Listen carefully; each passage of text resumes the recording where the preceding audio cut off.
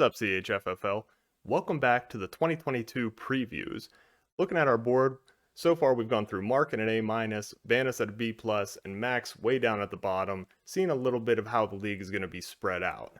As a quick refresher, numbers this year, an average VC was 288, and an average adjusted VC, AVC, was 266. Be sure to check out the previous videos if you haven't already, as it goes over that in a lot more detail.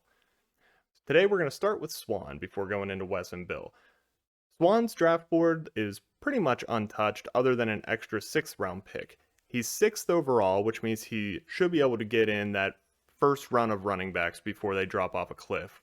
Very good for him, especially when considering his keepers, which we'll go over now.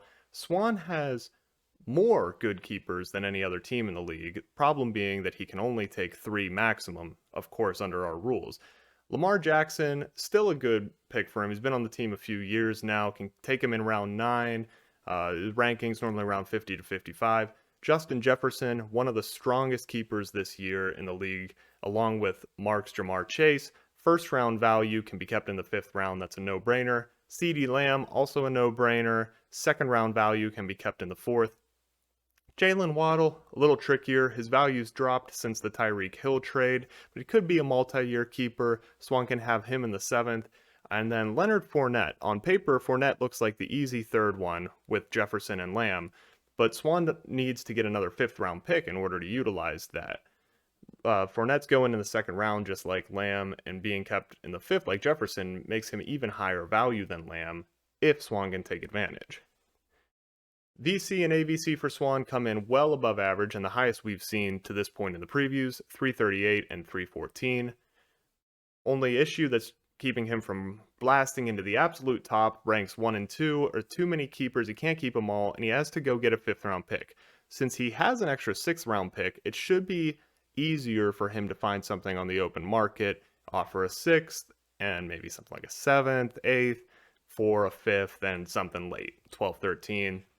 Definitely worth it to get those high-end guys.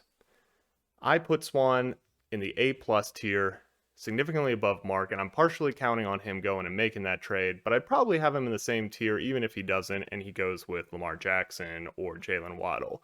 Swan's set for this year and should feel very good about his chances. Moving on to Wes.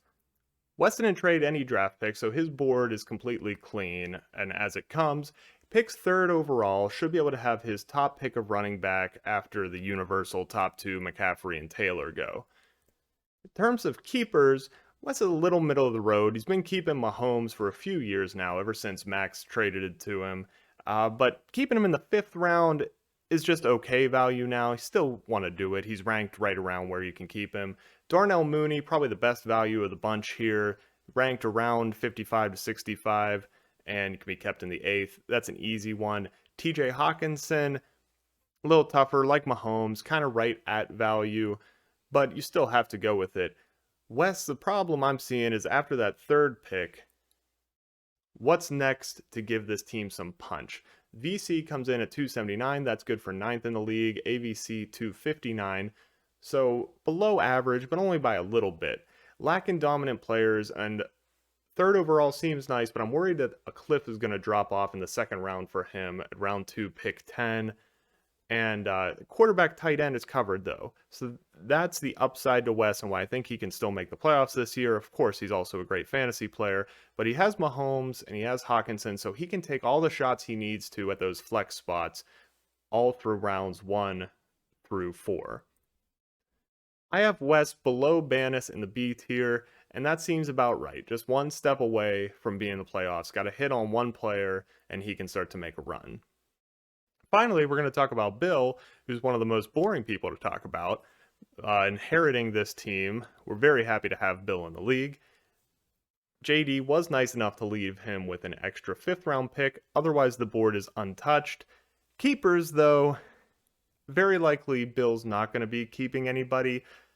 Although there's a chance, I still think Chris Godwin is being very undervalued. It looks like he might be able to play in a limited capacity in week 1. You're talking about somebody who's perennial top 12 wide receiver with Brady at the helm. So Godwin could end up being an okay keeper, but let's just assume 0. This is going to be why Bill has a huge difference between his VC, which is 280 and good for 8th best in the league, and his AVC, which is all the way down at 245, good for 9th best in the league. Without keepers, value shift hurts you a lot more, so Bill has a bit of an uphill battle his first year, but he's still in a spot where he can do it. An extra fifth round pick is going to be nice. I think there's a lot of value in those pick rounds 4 through 6 this year, and possibly a Godwin keeper, but probably not. I have Bill in the same tier as Wes, and of course they're in different conferences, so this doesn't matter too much, but I'm taking Bill to finish a little better than Wes. This is partially just a gut call. Both of them are good fantasy players. I've seen Bill's work in the Dynasty League, and I think there's something magical about your first year in the league. Bill can outperform expectations. That does it for this video. We'll be coming back with 3 more in the next one, hopefully very soon. And remember, the important thing is to have fun.